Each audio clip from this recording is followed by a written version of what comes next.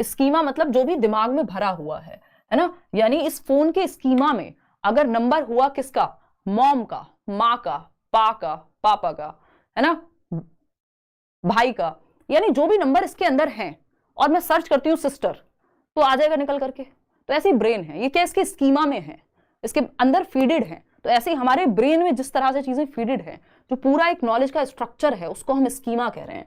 जो हमारा mental structure है, ऑर्गेनाइज्ड मेंटल स्ट्रक्चर है, जिसकी वजह से वो आ पाएगा। अगर इधर उधर हौच पौच हो गया तो फिर वो नहीं निकाल पाएंगे आप। मेंटल स्ट्रक्चर या हमारा मानसिक संरचना जो है, या प्रीवियस नॉलेज, जो पूर्व ज्ञान है हमारा, वो स्कीमा कहलाता है। यानी ऑर्गेनाइज्ड सेट ऑफ इंफॉर्मेशन, यानी जो इंफॉर्मेशन है या जो भी नॉलेज है, जो भी सब इंफॉर्मेशन हम कहते हैं सिंपल शब्दों में, है ना, उस पर नहीं जाएंगे क्या डिफरेंस है। तो अब उस जो दिमाग में वो जिस तरह से सेट है, वो हमारा स्कीमा है। इसमें बहुत सारी स्कीम्स हो सकती हैं, है ना, कि खाने को लेके एक स्कीमा होगा, थियोरीज को लेके एक स्कीमा होगा, पढ़ाई को लेके एक स्कीमा है, जिसमें सीटेट अलग एक स्कीमा में होगा। तो ये क्या है, ये ऐसे ऑर्गेनाइज्ड पैटर्न में हमारे दिमाग में चीजें स्ट्रक्चर्ड रहती हैं, जिसको हम स्कीमा कह रहे हैं, मानसिक संरचनाएं हैं। इक्विलिब्रेशन में दो चीजें हैं, संतुलन कब होगा उस पर आएंगे, लेकिन इक्विलिब्रेशन में दो चीजें आती हैं, अडेप्टेशन और ऑर्गेनाइजेशन।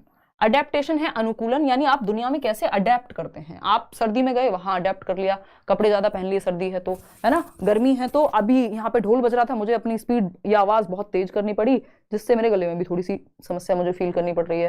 ठीक, अगर हम बात करें अडेप्टेशन यानी अनुकूलन की, तो अनुकूलन की जब हम बात कर रहे हैं, यानी आप एनवायरमेंट के साथ अडेप्ट करते हैं। अडेप्ट कैसे करेंगे, अडेप्ट दो प्रक्रियाओं से करेंगे, एसिमिलेशन और एकोमोडेशन। क्या कह रहे हो, यही है सर का दर्द, जिसको हम कहते हैं शुद्ध भाषा में राड की जड़, बोन ऑफ कंटेंशन, कि यहीं पे तो कंफ्यूज होते हैं पेपर में, है ना। तो आज नहीं होंगे, आज के बाद। ऑर्गेनाइजेशन की अगर हम बात करें, दूसरा पार्ट है इस इक्विलिब्रेशन। अब दिमाग में संतुलन कैसे बनाए, वो है इक्विलिब्रेशन। यानी जो दिमाग में है और जो दुनिया में है, दोनों बैलेंस में है ना।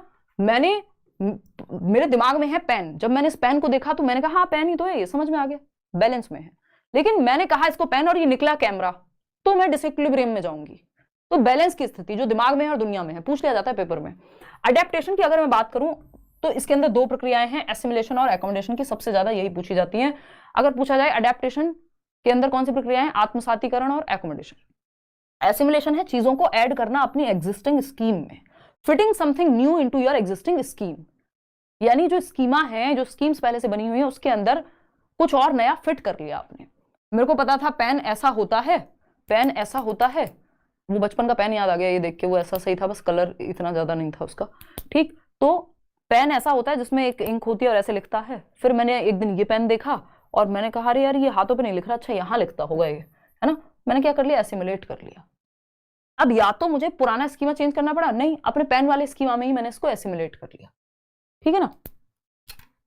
तो जब आप कुछ नया फिट कर रहे हैं, वो ऐड कर रहे हैं, जब भी आप कुछ अपने एग्जिस्टिंग स्कीम में दाल चावल मिक्स करके खाना सीख लिया बच्चे ने, एसिमुलेट किया है ना।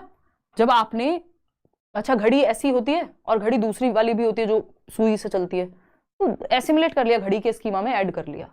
एकोमोडेशन क्या है, या तो आपको पुराने स्कीमा को बदलना पड़े, पुराने स्कीमा को चेंज, तो खैर दोनों ही सिचुएशन में हो रहा है, चेंज ऐसा नहीं है कि यहीं होगा, लेकिन उतना डीप में हम जाएंगे नहीं। एडजस्टमेंट, एडजस्ट करना पड़े कुछ, मैनिपुलेट करना पड़े कुछ, है ना। ये सारे वर्ड जो हैं, हालांकि ये डिपेंड करता है कि लाइन कैसे बनाई है इन्होंने पेपर में, लेकिन अगर आपको बिल्कुल एंड मोमेंट पे ट्रिक चाहिए तो यही ट्रिक है कि एडजस्टमेंट, मैनिपुलेशन, ये सारे जो हैं वो एकोमोडेशन में आते हैं। Adjustment, manipulation, change.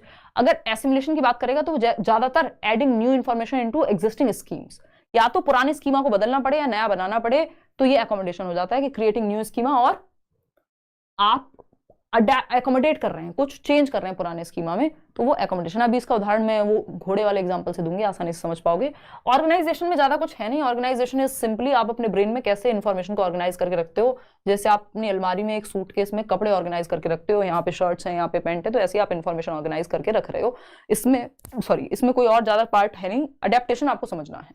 अब ये इक्विलिब्रेशन के अंदर आते हैं सब। अभी अडेप्टेशन की प्रक्रिया में भी एसिमुलेशन और एकोमोडेशन में इक्विलिब्रियम आएगा। ये इक्विलिब्रेशन है, वो इक्विलिब्रियम है, बात बराबरी है, बस ये थोड़ी बड़ी प्रक्रिया है, वो हिस्सा है, तो इसलिए मैं आपको बता देती हूँ। अगर हम देखें यहाँ पे, हमने एसिमुलेट किया हुआ था कि एक क्या होता है, हॉर्स होता है। बच्चे को पता था घोड़ा होता है, उसने घोड़े को देखा, कहा घोड़ा है, ठीक है, हॉर्स है। बच्चे को ये नहीं पता था कि कैमल होता है। बच्चे के दिमाग में कैमल का यानी उसका ऊंट का कोई स्कीमा नहीं है, मान के चल रहे हैं। अब बच्चे ने देखा क्या कैमल, उसने कहा यार ये घोड़ा है जिसकी एक हम्प निकली हुई है बड़ी सी, ये ऊंचा घोड़ा है जिसकी एक हम्प है, ये कहा उसने, हाँ ठीक है भाई होगी। तो क्या है, ये एसिमिलेशन दर्शाया उसने, आत्मसात उसके दिमाग में जो भरा था उसने वो बता दिया, है ना, कि तो ये वाला घोड़ा है। फिर किसी ने कहा नहीं नहीं नहीं ये घोड़ा नहीं है, तो डिसइक्विलिब्रियम होगा, है ना, ब्रेन में कंफ्यूजन होगी, असंतुलन बनेगा। फिर असंतुलन के बाद क्या होगा, फिर कोई समझाएगा बेटा ये कैमल होता है, ये अलग एनिमल है।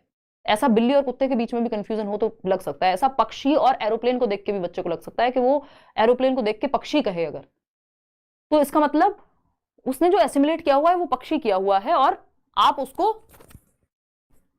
हाँ ठीक है, तो आप उसको एसिमुलेशन कहेंगे, क्योंकि उसने, जब आप उसको चेंज करना पड़ेगा कि पक्षी अलग है और ये अलग है हेलीकॉप्टर, तो एकोमोडेट करना पड़ेगा। अब बच्चे को जब हॉर्स अलग है और कैमल अलग होता है तो एकोमोडेट करना पड़ेगा, या तो पुराने स्कीमा में चेंज करेगा, एडजस्ट करेगा इसी चीज को, या फिर नया स्कीमा बनाएगा कैमल का। ठीक, इसको ऐसे भी हम समझ सकते हैं सिंपल। इसमें 4 प्रोसेस हैं, प्रोसेस ऑफ अडेप्टेशन, अनुकूलन की प्रक्रिया में हमारा स्कीमा अपडेट कैसे होता है, 1 नंबर का क्वेश्चन है, तो स्कीमा अपडेट होगा अडेप्ट करके, अडेप्टेशन की प्रक्रिया से, और अडेप्ट कैसे होता है, एसिमुलेट और एकोमोडेट करके, ठीक है ना। Whenever I ate ice cream, I would feel a sharp दिमाग में ऐड या सब्ट्रैक्ट करेंगे, ऐसे तो करेंगे, या तो हम ऐड करेंगे या तो चेंज कर देंगे पुराने को। एसिमुलेशन क्या है, जोड़ना, कुछ नया ऐड करना, है ना, कोई भी इंफॉर्मेशन आपने फिट की, fitting something new into your existing schema, new है जो भी इंफॉर्मेशन है उसको आपने ऐड कर लिया सिंपली। ठीक है, आपको पता था हॉर्स होता है, हाँ आपको पता है हॉर्स है भाई, यानी घोड़ा है। आपको पता है पक्षी होता है, चलो बर्ड आपने देख लिया, उड़ता है। बिल्ली है या कुत्ता है, मान लीजिए डॉग है, आपको पता है उसके 4 टांगे हैं, एक पूंछ है, आप कहेंगे हाँ ठीक है डॉग है। अब जब आपने ऐड कर लिया, एसिमुलेट किया हुआ है, इक्विलिब्रियम में है आपका ब्रेन, संतुलन में है, जब आपने अगली बार डॉग को देखा या हॉर्स को देखा तो आपने कहा हॉर्स है, तो चलो बात दिमाग में जो था, दिमाग में जो हॉर्स की डेफिनेशन थी और जो बाहर देखी, दोनों बैलेंस में है, ठीक, इक्विलिब्रेशन है। अब नई सिचुएशन आएगी, नई सिचुएशन क्या है, आपने कैमल को देख के हॉर्स कह दिया कि ये तो बड़ा सा हॉर्स है, ये नई स्थिति है। किसी ने कहा बेटा ये हॉर्स, यहां तक एसिमुलेशन था, क्योंकि किसी ने जब तक आपको छेड़ा नहीं कि ये क्या है या ये ऐसे नहीं ऐसे है, तब तक तो एसिमुलेशन दिखाया आपने। जब आपने कहा ये तो हम्प वाला घोड़ा है, तो ठीक है, बच्चे के दिमाग में जो एडेड था, एसिमुलेटेड था, उसने कह दिया। लेकिन जब नई सिचुएशन आई, किसी ने कहा ये घोड़ा नहीं है बेटा, ये ऊंट होता है, ये अलग जानवर है, सॉरी पशु है या व्हाटएवर, तो अब नई सिचुएशन ने क्या किया, जब किसी ने कहा ये ऊंट नहीं है, सॉरी ये हॉर्स नहीं है, अब उसके दिमाग में कंफ्यूजन हो गई, असंतुलन। अच्छा, horse does not equal to camel, हो जो दिमाग में पहले से था और जो नया देखा वो दोनों बैलेंस में नहीं है, मैच नहीं कर रहे, है ना। जैसे आपका वो बायोमेट्रिक मैच ना करे, मान लो भैया ये किसी और के नाम पे किसी और का आधार कार्ड चेंज कराने आए हो, नहीं मैच कर रहा, यानी जो इन्फॉर्मेशन पहले से फीडेड थी और जो आपने अभी देखी है नई सिचुएशन में, वो दोनों मैच नहीं कर रहे, तो डिसइक्विलिब्रियम है। अगर मैच करें तो संतुलन है, इक्विलिब्रियम है। अब इस डिसइक्विलिब्रियम से निकलने के लिए हमको क्या करना पड़ेगा, इसको पुराने स्कीमा को या तो चेंज करना पड़ेगा या नया स्कीमा बनाना पड़ेगा, यानी या तो ये समझना पड़ेगा कि हॉर्स अलग है, कैमल अलग है, यानी और कैमल का एक नया स्कीमा बनाएंगे हम, ठीक। और अगर किसी प्रजाति का हॉर्स होता तो वो ठीक हो जाता, मतलब उसमें चेंज हो जाता। तो जब आपको चेंज, मैनिपुलेट, एडजस्ट ये सब करना पड़े तो एकोमोडेट, यानी पुराने स्कीमा में चेंज किया है, नए स्कीमा को क्रिएट किया है। तो ये सिंपल सी बात है, बाकी तो अंतहीन है, इसके एग्जाम्पल भी, और समय हमारे पास लिमिटेड है। अब 4 स्टेजेस फटाफट से पढ़ लेते हैं प्याजे की। मेरा मन तो ये है एक ही लाइन में आपको करा दूं ये चारों स्टेज, बट चलो बता देती हूँ, फटाफट से देखेंगे। 4 स्टेज हैं प्याजे की, इतने आप लाइक शेयर कमेंट जो भी करना है कर दो। क्वेश्चन मैंने एकाध एग्जाम में लेके जा सकते हैं, क्या लेके जाना है, वॉच नहीं लेके जा सकते भाई एग्जाम में, डाउट लूंगी लास्ट में। रूब्रिक बताऊंगी, अभी आएगा सीसी वाला टॉपिक आएगा ना तब बताऊंगी। देखो एक बार, अगर मैं बात करूं यहाँ पे, प्लीज फास्ट, चलो फास्ट चलते हैं, बहुत तेजी से दौड़ लगाते हैं, ठीक है, मैराथन चल रही है वैसे भी, है ना, 21 किलोमीटर दौड़ेंगे आज। चलिए आते हैं, हाँ क्योंकि 12 बजे तक ऐसे खत्म हो नहीं पाएगा अगर हम इसी स्पीड पे चलेंगे तो। सेंसरी मोटर की अगर हम बात कर रहे हैं यहाँ पे, तो सेंसरी मोटर है जन्म से 2 वर्ष, इनकी 4 स्टेजेस हैं, SPCF, sensory motor, pre operational sensory motor है। देखो आज ही कोई बहुत कॉन्फिडेंस से कह रहा था, मैंने अभी थोड़ी देर पहले कमेंट देखा था क्लास शुरू होने से पहले, कि किसी ने तो लिखा हुआ था कि ये असर्शन और रीजनिंग वाले में ना, ये वाले नंबर के क्वेश्चन में ये वाला ऐसा नहीं होगा, ये गलत है। और फिर लिखा भी होता क्योंकि प्री ऑपरेशनल स्टेज तो कितनी 6 से 11 होती है। अब बताओ इतना बेसिक अगर आप गलत करोगे तो फिर सर पकड़ के बैठना पड़ेगा मुझे। मैंने कहा भाई कॉन्फिडेंस भी और गलत भी, बहुत अच्छा लगा हमें जान के। मतलब कोई दिक्कत नहीं है, गलतियां सीखने का पार्ट है, लेकिन अब पेपर आपके सर पे है ना, तो ये चीजें सीरियस लेनी पड़ेंगी। तो 15 वर्ष तक ये कह रहे हैं मैक्सिमम डेवलपमेंट दिमाग का हो ही जा रहा है, संज्ञान का, कॉग्निशन का, जो भी काम दिमाग से हो रहा है पियाजे के अकॉर्डिंग। तो SPCF सेंसरी मोटर, जिसको इंद्रिय गामक कह रहे हैं आप, एक तरह से इन्फेंसी मान लो, जन्म से 2 वर्ष। प्री ऑपरेशनल जो है वो पूर्व संक्रियात्मक है 2 से 7 वर्ष, जो दूसरी स्टेज है। और कॉन्क्रीट ऑपरेशनल है 7 से 11, और फॉर्मल ऑपरेशनल है 11 से 15। ठीक है, आज मुंह धोने की फुर्सत नहीं मिली एग्जैक्टली। चलो भाई बहुत बढ़िया। 5 मिनट का ब्रेक, अभी नहीं अभी नहीं अभी नहीं, प्याजे वाइकोस की कोल्ड वर्क कर लो, ब्रेक बाद में। सेंसरी मोटर की अगर हम बात, 10 बजे लेंगे ब्रेक। अगर हम बात करें सेंसरी मोटर की, 2.5 घंटा हो जाएगा ना। सेंसरी मोटर की अगर हम बात करें, सिंपल है, ऑब्जेक्ट परमानेंस लैक भी इसी में करती है और अचीव भी इसी में हो जाती है, यानी वस्तु स्थायित्व का गुण और उसकी कमी दोनों इसी स्टेज में होती है। क्यों? क्योंकि शुरुआत के 8 महीने 12 महीने तक वस्तु स्थायी नहीं होती और फिर धीरे धीरे होनी शुरू हो जाती है, क्योंकि मेमोरी डेवलप होनी शुरू हो जाएगी।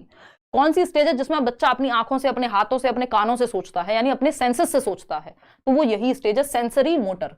सेंसेस यानी 5 जो ज्ञानेंद्रियां हमारी, हम देखते हैं, सुनते हैं, टच, फील, सेंस, ये सब जो चीजें, मतलब smell, sorry, touch, feel, smell, ये जो हमारी सीइंग है, हियरिंग है, ये जो 5 टेस्ट है, ये जो 5 सेंसेस है हमारे, 5 senses plus motor activities, physical activities करके, मोटर जहां भी मतलब गति की बात हो रही है, तो सेंसेस प्लस मोटर एक्टिविटीज करके, यानी चल फिर के और अपने सेंसेस से बच्चा समझ बनाएगा दुनिया की। Senses are teachers in this particular stage, यानी इस स्टेज में बच्चे के जो ज्ञानेंद्रियां हैं वो उसके लिए उसके शिक्षकों का काम करती है। जैसे शिक्षक आपको सिखाते हैं, वैसे ज्ञानेंद्रियां आपको क्या कर रही होती हैं? सिखाने का काम कर रही होती हैं। बच्चा हर चीज को छू के देखेगा, टच करेगा, सुनेगा, पकड़ के देखेगा, गर्म है तो अच्छा उसको समझ आ जाएगा, तो वो ज्ञानेंद्रियों से सीख